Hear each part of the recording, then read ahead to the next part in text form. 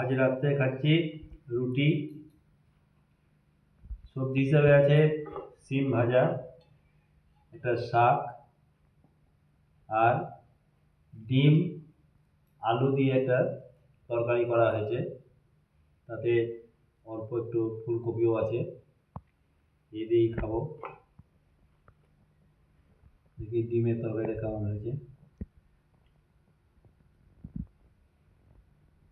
বাহ, খুব সুন্দর, অপূর্ব।